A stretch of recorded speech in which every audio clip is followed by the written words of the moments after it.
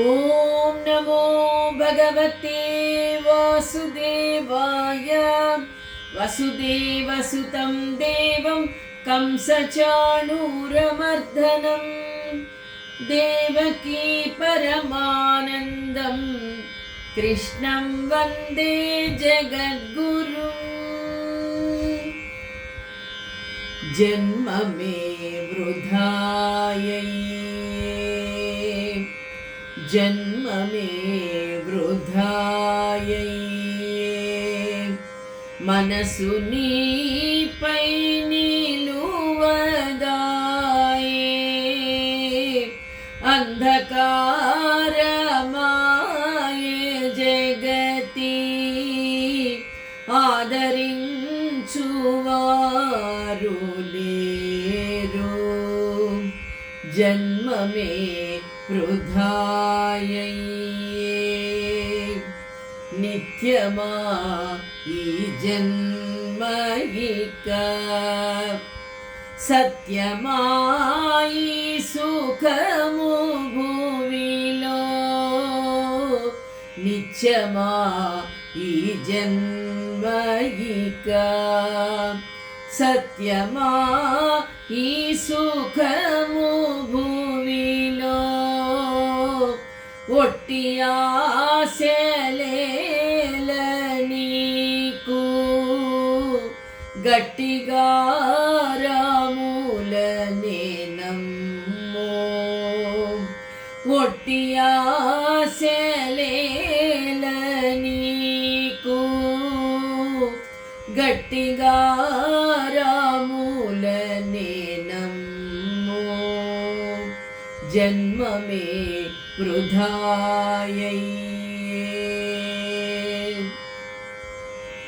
ఆత్మబంధువులారా, భగవద్భక్తులారా, మా నాయనమ్మ రాసుకున్నటువంటి ఈ పాటలో నిజంగా మన జన్మంతా ఎంత వృధా చేసుకున్నాం, చివరిలో పశ్చాత్తాపము పొందినంత మాత్రాన జరిగిపోయినటువంటి కాలము వెనక్కి రాదు, ఒక్క నిమిషం కూడా వెనక్కి రాదు.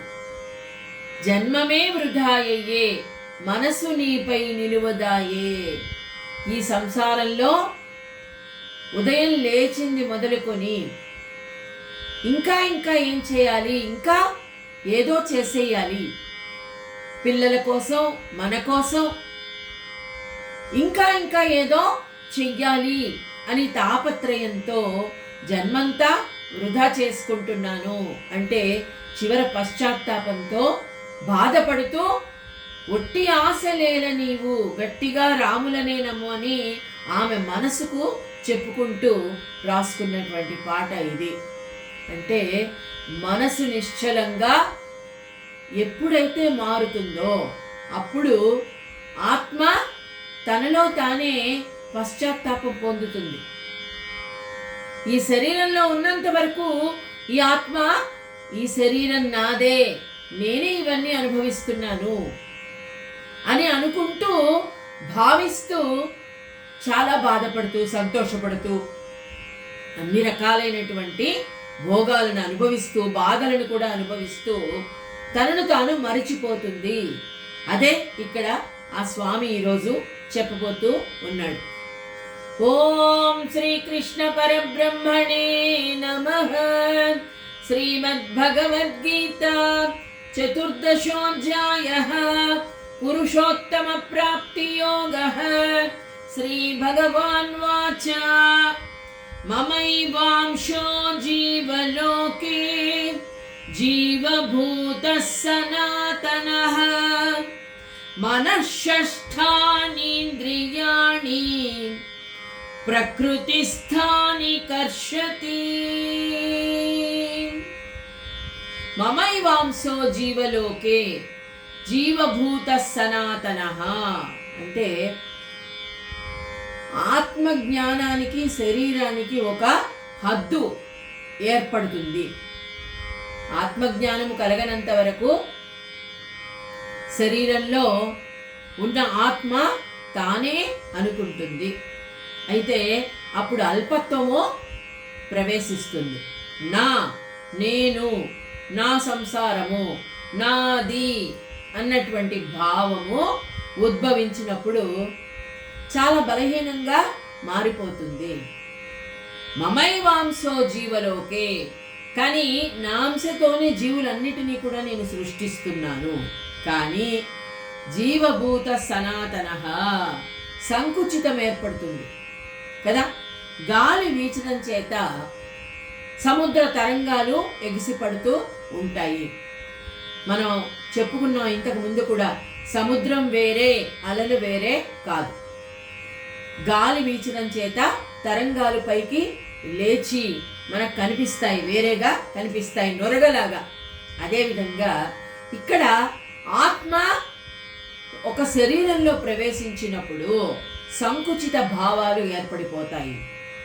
నా భార్య, నా భర్త, నా పిల్లలు, నా సంసారము, ఇది నాది, ఇది నేను, నన్నందరూ అంటున్నారు. నేను అన్న భావము, సంకుచిత భావము ఆత్మ శరీరంలో ప్రవేశించినప్పుడు ఉద్భవిస్తుంది. ఆ సంకుచిత భావం వల్ల ఏమైతుంది? మమైవాంశో జీవలోకే జీవభూత సనాతనః. జడానికి చైతన్యాన్ని ప్రసాదించి మరియు దేహాభిమానాన్ని కలిగించేదెవరు? ఆ స్వామి, ఆ పరమాత్మ. అయితే నేను కూడా ఈ జీవలోకంలో ఒక జీవమున్న వస్తువుగానే భావించబడుతూ ఉన్నాను, అంతే కదా. ఎవరికి తోచినట్లు వాళ్ళు రాముడిగా, అదేవిధంగా కృష్ణుడిగా, వెంకటేశ్వర స్వామిగా, శంకరుడిగా రకరకాలైనటువంటి రూపాలు ఆ స్వామికి కల్పించి ఆయన్ను ఆరాధిస్తూ ఉన్నారు. ఒకరికి ఆంజనేయ స్వామి అంటే ఇష్టం, ఒకరికి రాముడు అంటే ఇష్టం, ఒకరికి కృష్ణుడు అంటే ఇష్టం, ఒకరికి అమ్మవారంటే ఇష్టం. అంటే ఈ జీవలోకంలో నేను కూడా ఒక జీవ భాసమానంగానే కనిపిస్తున్నాను. కానీ అదంతా భ్రమ. ఆత్మకు శరీరం లభించినప్పుడు ఆ శరీరంలో ఉండి ఏ విధంగా అన్ని అనుభవిస్తుందో, నేను ఈ సృష్టి అంతా చేస్తున్నాను, నాకు అసలు రూపమే లేదు, కానీ నన్ను కూడా ఒక జీవభాసము అయినటువంటి వస్తువుగానే భావిస్తూ ఉన్నారు. మనశ్శష్టానీంద్రియాణి ప్రకృతిస్థాని కర్షతి. అంటే మనము మన చుట్టూ ఒక గిరి గీసుకున్నాం. మన బుద్ధి అంతవరకు మాత్రమే పనిచేస్తుంది. నేను, నాది, నా వాళ్ళు, నా సంసారం అంతవరకే పరిమితమైంది బుద్ధి. బుద్ధి అంతకు మించి ముందుకు వెళ్ళట్లేదు, స్వార్థం. అప్పుడు ఏమనిపిస్తుంది? ఈ జీవము, జీవలోకమనే శబ్దము వ్యవహరించబడడం వలన జన్మించడము, మరణించడము, ఇక్కడ ఉన్నంత వరకు సంపాదించడము, ఇదంతా కూడా కలలు కంటూ ఉన్నాం మనం. లేచింది మొదలుకొని ఏం చేయాలి, ఎలా సంపాదించాలి, ఎలా కూడబెట్టుకోవాలి. కానీ అందరికీ తెలుసు ఇదంతా నిత్యము కాదు, సత్యము కాదు. అందుకే ఆమె ఎంత బాగా రాసిందో చూడండి. నిత్యమా ఈ జన్మైక, సత్యమా ఈ సుఖము భూమిలో. ఎన్ని సుఖాలైనా ఆ పరమాత్ముని సేవించడం కంటే, సంకీర్తన చేయడం కంటే సుఖాలేవి గొప్ప కాదు, ఆనందాన్ని ఇవ్వవు. ఆ నిత్యానందాన్ని, అంటే ఆత్మజ్ఞానం ఎప్పుడైతే కలుగుతుందో అప్పుడు నిత్యానందము కలుగుతుంది. ఆ కలగనంత వరకు, ఆ జ్ఞానము కలగనంత వరకు ఆత్మ భ్రమలో ఉంటుంది. నాది, నేను, నా సంసారము అని శరీరంలో. అదేవిధంగా అంటున్నాడు ఏమని? ఇక ఈ జీవలోకానికి నేనే విధంగా కనిపిస్తానో చెప్తాను విను అంటూ ఉన్నాడు. ఒక స్ఫటిక మణిని కుంకుమ పైన పెట్టినప్పుడు ఎర్రగా కనిపిస్తుంది కదా. స్ఫటికమణికి రంగు ఉండదు, మెరుస్తూ ఉంటుంది ఆ స్ఫటికమణి. కుంకుమ మీద పెట్టినప్పుడు ఎరుపుగా కనిపిస్తుంది.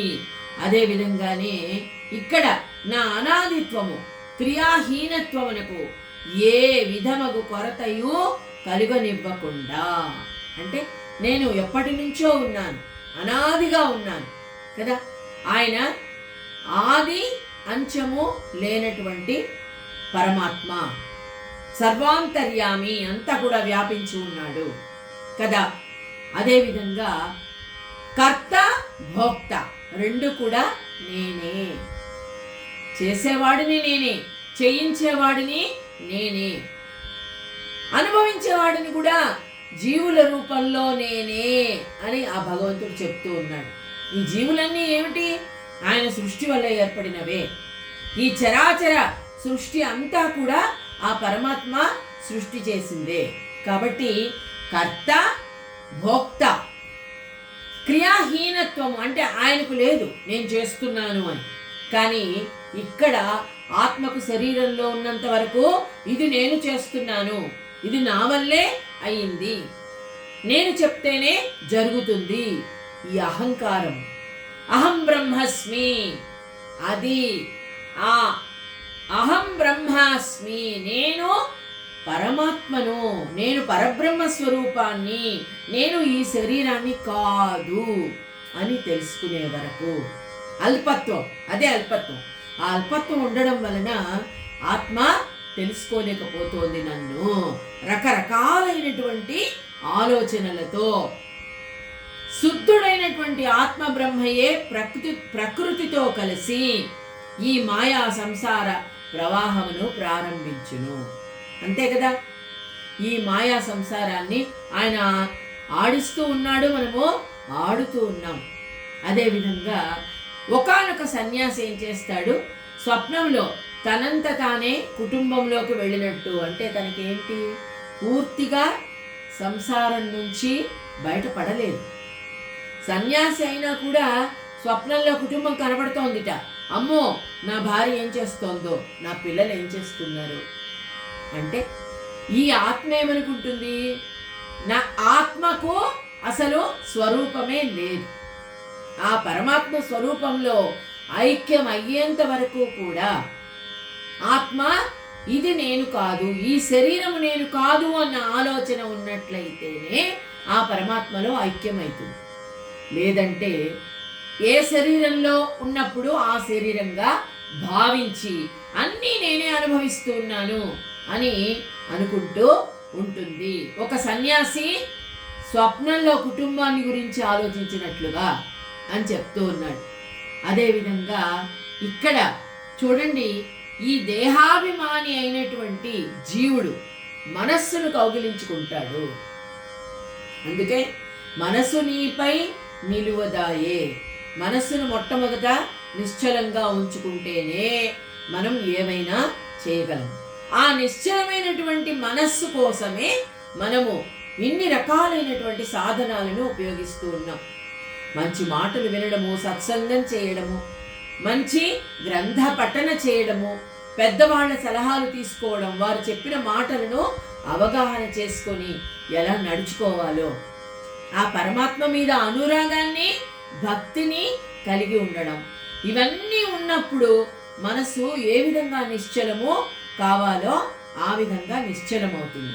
నిశ్చలమైన తరువాత ఈ శబ్దాది విషయముల పట్ల ఆత్మ ఎక్కువగా కోరికలు ఉండవు. ఆత్మకు ఇక అది చెయ్యాలి, ఇది చెయ్యాలి, ఇది కావాలి అన్న సంబంధమే ఉండదు. ఏ విధంగా? ఇక్కడ ఒక్కొక్కప్పుడు ఈ విధంగా దారి తప్పి అరణ్యంలో ప్రవేశించినప్పుడు మనము ఏ విధంగా ఉంటాం? దిక్కు తెలియని స్థితిలో ఉంటాం. ఎటు వెళ్ళాలో తెలియదు. చీకటి పడింది, అరణ్యంలో వెళుతూ ఉన్నాం, ఎక్కడా ఏమీ కనపడట్లేదు మార్గం. చీకటిలో ఉన్నంత వరకు మనకు ఏమీ కనిపించదు. వెలుగు అన్నదే ఆత్మజ్ఞానం. తనెవరో తను తెలుసుకుంటే అప్పుడు పరమాత్మ గురించినటువంటి శ్రద్ధ, భక్తి పెరుగుతాయి. అంతవరకు అందుకే ఆత్మ విచక్షణ కోసమే భగవద్గీత తప్పనిసరిగా చదవండి, మిమ్మల్ని మీరు తెలుసుకోండి అని పరమాత్మ చెబుతూ ఉన్నాడు. శరీరం యదవాప్నోతి యచ్చాప్యుత్క్రామతీశ్వరః గృహీత్వైతాని సంయాతి వాయుర్గంధాని వాశయా శరీరం యదవాప్నోతి యత్సాప్యుత్ క్రామతీశ్వర. అంటే జీవాత్మ ఒక శరీరంలో కాదు, ఒక శరీరం నుండి ఇంకొక శరీరానికి మళ్ళీ ప్రవేశిస్తుంది. మరణించిన తర్వాత మనం ఏదైతే జీర్ణము అయిపోయినటువంటి వస్త్రాన్ని వదిలిపెట్టి వేరే వస్త్రాన్ని ధరిస్తామో, చిరిగిపోయిన వస్త్రాలు ఎవరు కూడా కట్టుకోరు, మంచి వస్త్రం ధరిస్తాం. ఆ వస్త్రం పాడైపోయినప్పుడు దాన్ని వదిలివేసి మళ్ళీ వేరే మంచి వస్త్రం కట్టుకుంటాం. అదేవిధంగా ఈ మరణించినటువంటి శరీరాన్ని వదిలివేసి ఆత్మ మళ్ళీ జీవాత్మ ఇంకొక శరీరాన్ని ప్రవేశిస్తుంది. ఒకటి కంటే ఎక్కువ శరీరాల్లో సంచరిస్తూ ఉన్నప్పుడు ఏమనుకుంటుంది? ఒక కుక్క శరీరంలో ఉందనుకోండి, ఆత్మ తన యజమానికి తాను చాలా కృతజ్ఞతగా ఉండాలి, యజమానికి అన్న భావంతో ఉంటుంది. అదే ఒక దుర్మార్గుడి యొక్క శరీరంలో ఉందనుకోండి, మానవుడే వాడు దుర్మార్గుడు, వాడి స్వార్థం తప్ప ఇంకొకటి వాడికి అవసరం లేదు. అలాంటి శరీరంలో ఉన్నప్పుడు ఏమనుకుంటుంది? నేను నా కడుపు నిండితే చాలు, నా పని అయితే చాలు, మిగతా వారు ఎలా పోయినా నాకు అవసరం లేదు, నేను బాగుండాలి. ఆ స్వార్థంతో కూడినటువంటి శరీరంలో ఉన్నప్పుడు స్వార్థమైనటువంటి భావాలే కలుగుతాయి ఆత్మకి. అదేవిధంగా నేనే కర్తను, నేనే భోక్తను, ఆ విధంగా ఆలోచిస్తుంది. శరీరం యదవాప్నోతి యచ్చాప్యుత్క్రామతీశ్వరః. ఇక ఒకానొక పురుషుడు రాజకీయ విలాసాల్లో ఉన్నాడనుకోండి, చాలా మనం చూసిన వాళ్ళం ఏమనుకుంటాం? వాడిని అబ్బా చాలా ఎంత హాయిగా ఉన్నాడో, పదవి వచ్చింది వాడికి, పదవితో విర్రవీగుతూ ఉన్నాడు. పదవి రానంత వరకు ఒక రకంగా ఉంటాడు, పదవి వచ్చిన తర్వాత వేరే విధంగా ఉంటాడు. అంటే ఆత్మ ఆ విధంగా భావిస్తుంది, ఇంకా నాకంటే ఎవరు గొప్పవాళ్ళు ఉన్నారు? నేను చెప్పిందే ఇక్కడ వేదం, ఎందుకంటే అధికారం ఉంది కాబట్టి. ఆ విధంగా రాజకీయాల్లో ఉన్నటువంటి ఒక ఆత్మ ఏమనుకుంటుంది? ఇక నాకంటే ఎవరున్నారు భోగించేవాళ్ళు, నాకంటే ధనికమో అయినటువంటి వాళ్ళు ఎవరున్నారు, ధనికులు ఎవరున్నారు అని భావిస్తుంది కదా. అయితే విషయాలు ఇంద్రియాలు అనే ఉపద్రవము ప్రారంభమగును. విషయాలు ఎప్పుడైతే ఎక్కువ అవుతాయో, ఆ విషయాలు కోరికలు ఎక్కువైపోయినప్పుడు ఉపద్రవాలు దేనికి? ఇంద్రియాల మీదకి వచ్చేస్తాయి. అంటే అది కావాలి, ఇది కావాలి అనుకున్నప్పుడు ఈ చేతుల చేత అనేకమైనటువంటి కర్మలు, చేయకూడనటువంటి పనులు ఆ మనిషి చేస్తాడు, చేయకూడని ఆలోచనలు వస్తాయి.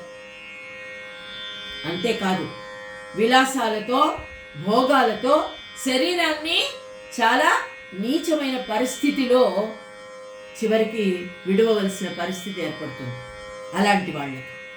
అంటే విషయాలు కూడా ఎక్కువైనప్పుడు ఇంద్రియాలు ఏం చేయాలో కోల్పోతాయన్నమాట, వాటి మీద ఒక పట్టు ఉండదు, ఏం చేయాలో ఆ విధంగా చేస్తాయి.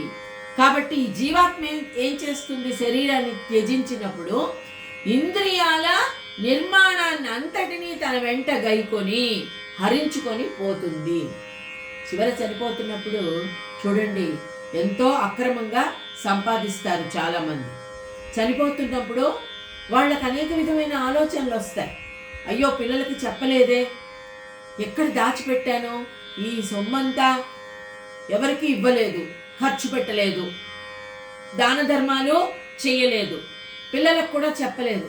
అప్పుడు అదే ఆలోచిస్తూ ఆత్మ అయ్యో నా డబ్బంతా ఏమైపోయింది, నేనెవరికి చెప్పలేదే, ఇంత సంపాదించానే అనుకుంటూ ఆ ఆలోచనలు, ఆ విషయాలు, ఆ ఇంద్రియాల యొక్క పనిని కూడా తనతో తీసుకుని వెళ్ళిపోతుంది. ఆ విధంగా తీసుకుని వెళ్ళి మళ్ళీ ఇంకో శరీరంలో ప్రవేశిస్తుంది. ప్రవేశించినప్పుడు అవే ఆలోచనలతో మళ్ళీ అవే ఆలోచనలు ఏం చేయాలి అంటే ఒక మానసికమైనటువంటి దౌర్బల్యంతో మరణిస్తుంది. అంటే ఇక్కడ చూడండి, ఒక బొమ్మలు ఆడించేవాడు ఉంటాడు, కొయ్య బొమ్మలను ఆడించే తాడు ఏం చేస్తుంది? తన వెంట వాటి చలన శక్తిని కూడా తీసుకొని పోవు రీతిని అస్తమించేటువంటి సూర్యుడు లోకుల నేత్రాల్లో ప్రకాశాన్ని తీసుకొని పోతాడు. అంతే కదా. చూడండి, చీకటి పడిందంటే మనకి ఒక్క దీపం లేకపోతే, కరెంట్ లేకపోతే మనకు ఏది కనపడదు. ఏం చేయలేం మనం చీకట్లో. వెలుగు వస్తేనే ఆ వెలుగులోనే మనం ఏదైనా చేయగలము. అంతేకాకుండా ఒక వాయువు పుష్పాల యొక్క వాసనను, మంచి వాసనను తీసుకొని వెళ్ళిపోతుంది.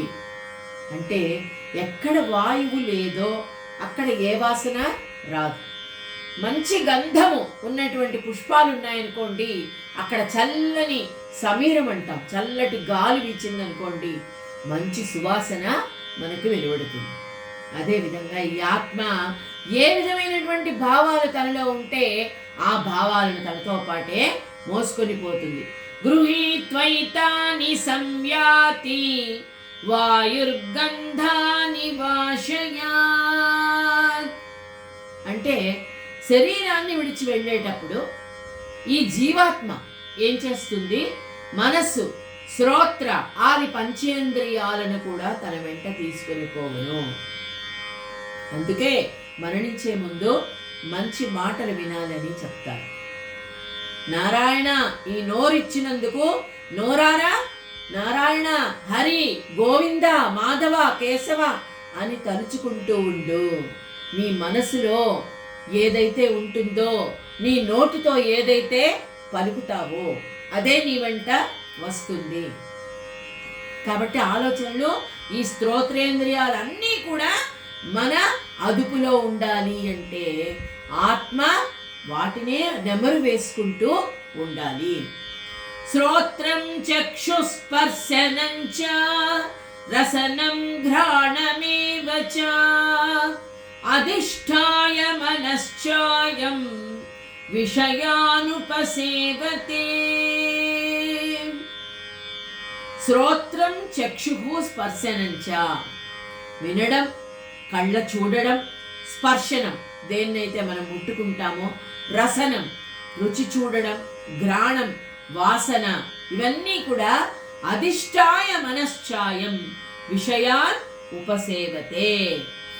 అంటే ఈ మృత్యులోకాన్ని గాని లేదా స్వర్గలోకమందు గాని ఏ శరీరాన్ని ఎక్కడ ధరిస్తుందో ఆత్మ, అచ్చటనే ఆ జీవాత్మ మనస్సు మొదలైన ఇంద్రియాలను విస్తరింపచేస్తుంది కదా. ఒకరు ఆకలితో అలమటించి మరణించారనుకోండి, భోజనమే దొరకలేదు. అయ్యో, నేను తినలేదే, నాకు ఆకలి తీరలేదే. ఈ శరీరంలో ఉన్నప్పుడు ఆకలి అవన్నీ ఉంటాయి, కానీ ఈ భావము, ఈ ఆకలి అన్నటువంటి భావము, ఈ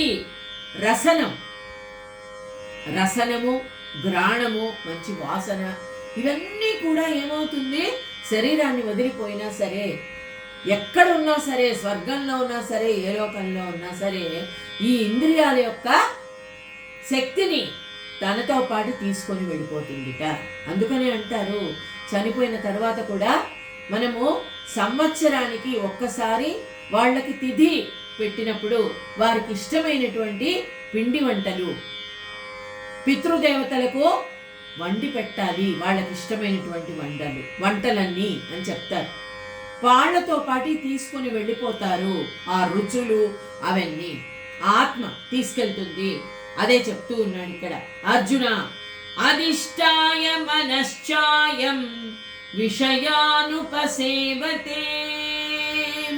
ఒక ఆరిపోయినటువంటి దీపం, ఒక దీపం ఉంది, వెంటనే ఆరిపోయింది, గాలి ఎక్కువ వచ్చింది, ఆరిపోయింది.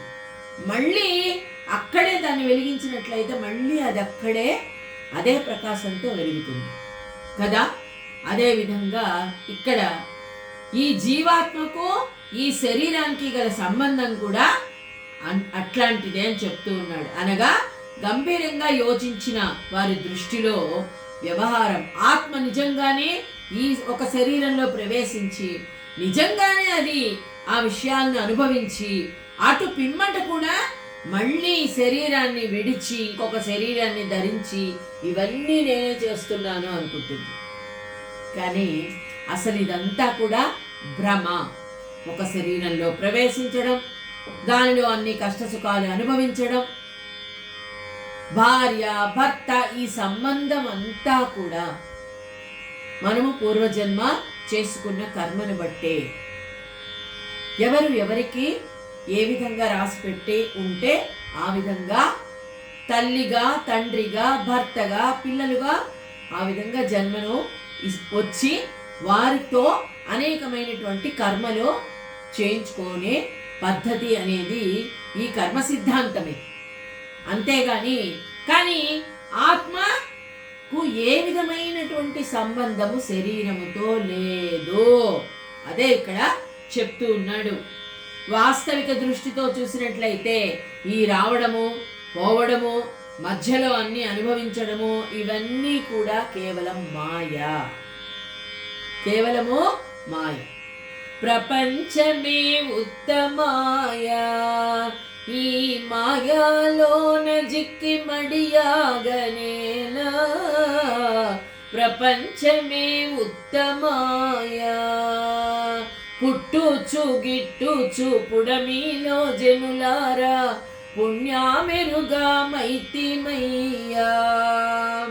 మనము పుణ్యామెరుగా మైతిమయ్యా. పాపములలో జిక్కి పాడైపోయేటి పామర జనులార, పరమాత్ముని తలచు ప్రపంచమే ఉత్తమాయా. ఎంత చక్కగా రాసుకున్నారో చూడండి మా నాయనమ్మ గారు. ఆమె సంస్కారమే, ఆ భగవంతుడి దయ మాకు కొద్దిగా ఆ సంస్కారము అలవడడం వలన నిత్యము ఆ పెద్దవాళ్ళను తలుచుకునేటువంటి పుణ్యము ఆ భగవంతుడు ఇచ్చాడు. చూసారా, ఈ రావడము, పోవడము, మధ్యలో జరిగేటువంటి సంగతులన్నీ కూడా మాయే, ఏది నిజమైనది కాదు. కాబట్టి ఆత్మయే స్వయంగా అంగీకరిస్తూ ఉంది. ఆత్మ అంగీకరిస్తుంది, మళ్ళీ ఈ మాయలో పడిపోతుంది. మనం కూడా అంతే కదా, అన్ని మాట్లాడతాం, మళ్ళీ క్షణంలో మాయలో పడిపోతాం. శ్రోత్రం చక్షుస్పర్శనం చ రసనం ఘ్రాణమేవ చ అధిష్టాయ మనశ్చాయం విషయానుపసేవతే. కాబట్టి ఇదంతా భ్రమ, ఇదంతా మాయ.